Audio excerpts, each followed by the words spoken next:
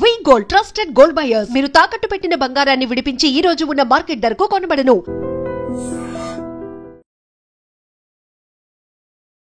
నమస్తే, నా పేరు doctor N Subrahmanyam, Ayurveda specialist, Amrutham ayurvedic hospital, Hyderabad. మోకాళ్ళ నొప్పులు నేడు చాలామంది బాధపడుతున్న అతిపెద్ద సమస్య. ఇది మన దగ్గరే కాదు, ప్రపంచవ్యాప్తంగా ఈ సమస్య ఎక్కువగా ఉంటుంది. దీనికి కారణాలు మన ఆహారము, జీవన విధానం అని వాళ్ళు తెలుసుకొని ముందు ఈ ఆహార జీవన విధానాన్ని సక్రమంగా వాడుకోగలిగితే, వాటిని సక్రమంగా ఉపయోగించుకోగలిగితే ఈ సమస్య రాకుండా కాపాడుకోవచ్చు. ఎందుకంటే కొంతమంది అతిగా వ్యాయామం చేయడం, అతిగా పనిచేయడం, వాళ్ళ యొక్క శక్తికి మించి శ్రమ చేసినప్పుడు శరీర అవయవాలు బలహీనపడే అవకాశాలు ఉన్నాయి. ఇది ఒక కారణం అయితే, సరిపడినంత వ్యాయామం లేకపోయినా, శ్రమ చెయ్యకపోయినా కూడా మన యొక్క అవయవాలు చెడిపోయే అవకాశాలు, పాడయ్యే అవకాశాలు, అంటే రోగకారంగా తయారయ్యే అవకాశాలు ఉన్నాయి. ఈ రెండింటినీ బ్యాలెన్స్డ్గా ఎప్పుడు మనం చూడాలి. నేడు గ్రామీణ ప్రాంతాల్లో బాగా శక్తికి మించి కష్టపడి పనిచేయడం వల్ల చాలామందికి ఈ యొక్క నొప్పులు వస్తున్నాయి. రెండవది, కొంతమంది సక్రమంగా పనిచేయక, లేకపోతే వాళ్ళకి సరైన వ్యాయామం లేక ఆర్గాన్స్ చెడిపోవడం. మూడవది ఇంకొకటి ఉంది, ఇదేంటంటే వాళ్ళ యొక్క విరుద్ధమైన ఆహార సేవనం వల్ల, అంటే ఎప్పుడు పడితే ఏది పడితే తినడం, అంటే అది శరీరానికి పనికొస్తుందా, ఇతర ఆర్గాన్స్ ఏదైనా డ్యామేజ్ చేస్తుందా లేదా అని తెలుసుకోకుండా రుచి కోసం తినడం. నాలుగవది పోషకాహార లోపం. ఈ 4 సమస్యలతోనే ఎక్కువగా ఈ మోకాళ్ళ నొప్పులు, శరీరంలో నొప్పులనే వస్తున్నాయి. ఈ మోకాళ్ళ నొప్పులు రావడంలో శాస్త్రానుసారంగా తీసుకున్నట్లయితే చాలా రకాల పేర్లు ఉన్నాయి వాత రోగాల కింద. వాటినే సంధివాతము, కీళ్లవాతము, మధ్యాగత వాతము, అస్థిగత వాతము, ఇలా రకరకాలుగా ఉన్నాయి. మరి ఈ యొక్క కీళ్లలో వాపులు రావడం ఒక సమస్య వేరు, ఈ యొక్క ఆర్గాన్స్ దెబ్బతిని, అంటే మోకాళ్ళలో అక్కడ గుజ్జు తగ్గిపోయిందని, అంటే కార్టిలేజ్ తగ్గిపోయిందని చెప్పే ఈ యొక్క సమస్య వేరు. దీన్ని డీజనరేటివ్ ఆర్థరైటిస్ అంటారు. ఈ యొక్క కాల్షియం సరిపడినంత లేకపోవడం, లేదంటే మనకు కొన్ని రకాల పోషకాలు సరిపోక మన యొక్క బోన్ స్ట్రెంత్గా తయారు కాకపోతే, అంటే మనకు మోడర్న్గా తీసుకున్నట్లయితే B vitamin, D vitamin, calcium, iron ఇవి సఫిషియెంట్గా మనకు శరీరానికి రానప్పుడు ఈ యొక్క బోన్స్ స్ట్రాంగ్గా, అంటే ఎముకలు స్ట్రాంగ్గా గట్టిగా తయారు కాలేకుండా పోతుంటాయి. దానివల్ల కూడా నొప్పి వచ్చే అవకాశాలు ఉన్నాయి. కాబట్టి ఇక్కడ ఈ మోకాళ్ళ నొప్పులు వచ్చిన దానికి మందులు వేసుకుందామనే దృష్టి ఉన్నంత కాలము మీకు ఈ సమస్య తగ్గదు.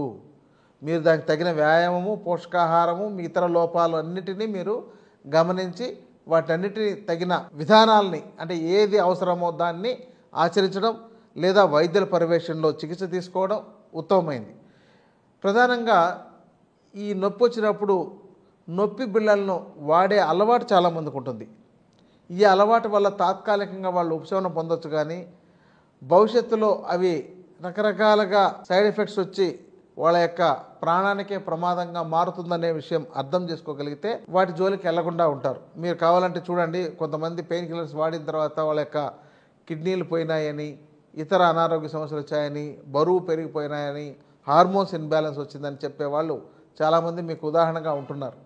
కాబట్టి నేను మందు చెప్పడం చాలా తేలికండి. మీరు సక్రమంగా వాడుకోగలిగితే మునగాకు వాడుకున్నా కూడా మీ నొప్పులు తగ్గించుకోవచ్చు. మరి మునగాకును రోజు 2 చెంచాలు నీళ్ళలో కలిపి తీసుకుంటున్నారా, లేదంటే మీరు వండుకొని తింటున్నారా? వండుకొని రోజు తినాలంటే కష్టం, ఒక రోజు అయితే తినొచ్చు. కాబట్టి రోజు తినాలంటే కష్టం. కాబట్టి మీరు ఏం చేయాలంటే వాటిని ఆరబెట్టి చూర్ణం చేసుకొని రోజు 1 చెంచా ఉదయం, 1 చెంచా సాయంత్రం తినండి. ఒక 6 నెలల పాటు తినండి. అప్పుడు మీ బోన్స్ స్ట్రెంత్ ఎంత ఉంటుందో చూడండి. కానీ మన అందరికీ అర్జెంటుగా రిజల్ట్ వచ్చేయాలి. నేను 2 రోజులు వాడానండి, నాకేం ఇంకా పనిచేయలేదు అని అంటారు. ఎందుకంటే అంతకుముందు పెయిన్ కిల్లర్ వేసుకుంటే అరగంటలో తగ్గిన రిజల్ట్స్ చూశారు కాబట్టి. ఇంకోటంటే ఈ మందులు ఏవైతే వాడతారో, నానా రకమైన మందులు వాడడం వల్ల మీ శరీరాన్ని మలినపరంగా తయారు చేసుకొని, అంటే మలినాలు బాగా పెంచేసుకొని, ఆ మలినాల్లోకి, అంటే ఆ చెడిపోయిన పదార్థాల్లోకి ఒక మంచి పదార్థాన్ని వేస్తే అది మంచి పదార్థంగా తయారు కాదు, మళ్ళీ చెడిపోయిన పదార్థమే అవుతుంది. అలా మీరు ఈ మంచి పదార్థాలు ఏవైనా తీసుకున్నా కూడా మీకు ఉపయోగపడదు. ఇంకా ఆయుర్వేదంలో గుగ్గులు అంటే చెట్ల నుంచి వచ్చే గమ్ బంక, దీంట్లో మహిషాక్షి గుగ్గులు అని ఉంటుంది. అది ప్రత్యేకంగా ఈ బోన్స్ యొక్క స్ట్రెంగ్త్ను పెంచడానికి, ఈ నొప్పి తగ్గించడానికి చాలా బాగా పనిచేస్తుంది. తర్వాత అందుగ బంక, దాన్ని షల్లక్కి అని అంటారు. ఇది కూడా చాలా బాగా పనిచేస్తుంది. అంటే వాటిని తీసుకొచ్చి మళ్ళీ వాటిని ప్యూరిఫై చేయాలి. అందుకని ఇవి టాబ్లెట్స్ రూపంలో దొరుకుతాయి.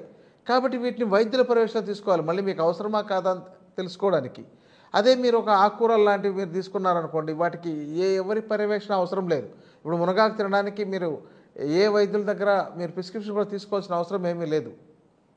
అలాగే మనకి ఈ మధ్య బార్లీ యొక్క గడ్డి పౌడర్ కూడా దొరుకుతుంది. ఈ బార్లీ గడ్డిని కూడా మనం తీసుకోవడంతోనూ, గోధుమ గడ్డిని తీసుకోవడంతోనూ ఇలాంటివి కొంతకాలం బాగా ఉపయోగపడ్డాయి.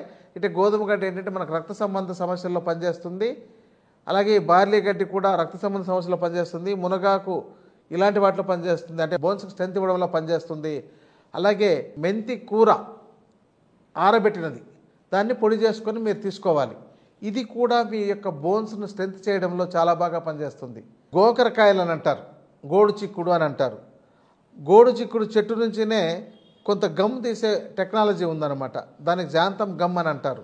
అంటే మనం గోడు చిక్కుడు చెట్టుని చిన్నగా ఉన్నప్పుడు వాటిని వండుకొని తినొచ్చు, అంటే ఆ యొక్క మొక్క లేతగా ఉండే ఆకులు. అలాగే సొరకాయ, గుమ్మడికాయ లేత ఆకులను కూడా కట్ చేసుకొని మనం వండుకొని తినొచ్చు. ఇది ఒరిస్సా, అస్సాం ఆ ప్రాంతాల్లోకి వెళ్తే మీకు అసలు వాటిని ఆకుకూరగా వండుకొని తింటారు. అంటే మనకు వచ్చే ప్రతి కూరగాయ ఆకును కూడా వాళ్ళు వంటల్లో, కాకరకాయ ఆకును కానీ, దొండకాయ ఆకును కానీ, బెండకాయ ఆకును కానీ, బీరకాయ ఆకును కానీ, దేన్నైనా సరే వాళ్ళు కూరగా వండుకొని తింటారు.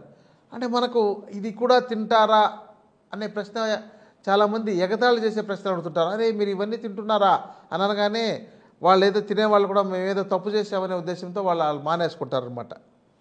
కాబట్టి మనకు ఈ యొక్క ఒక్కొక్క ఆకుకూరలో ఒక్కొక్క పోషకాలు ఉన్నాయి.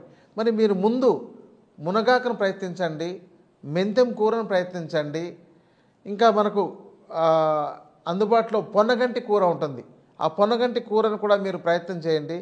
అసలు వీటిని ఎండబెట్టి చూర్ణం చేసిందని వాటిని మీరు వాడుకోగలిగితే మీరు రోజు మీ ఆహారంలో కలుపుకొని తీసుకోవాలి.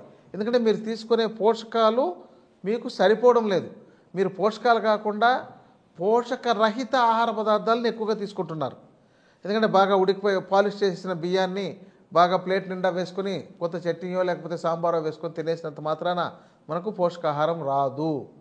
మీరు ఎక్కువగా అలాగే గింజ ధాన్యాల్లో మీరు తప్పనిసరిగా వాటిని పొడి చేసుకొని కానీ, లేకపోతే వాటిని వేయించి పొడి చేసుకొని కానీ, లేదా మొలకెత్తించి కానీ, అది లేకపోతే ఉడికించి కానీ వీటితో కాంబినేషన్తో మీరు తింటుండండి.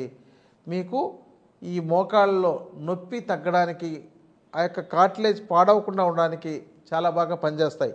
ఇది ఎప్పుడు చేయాలి? ప్రారంభ స్థాయిలోనే చేయాలి. అంటే మీకు ఒక 40 ఏళ్ళ వయసు వచ్చేస్తుంది అనగానే అప్పటి నుంచినే మీరు మీ యొక్క శరీరాన్ని రక్షించే విధానాలను మొదలుపెట్టాలి. అంతే తప్ప పూర్తిగా పాడైన తర్వాత ఇంకా నేను మందు వాడినా పని చేయలేని పరిస్థితికి వచ్చినప్పుడు డాక్టర్ దగ్గరికి వెళ్తున్నారు.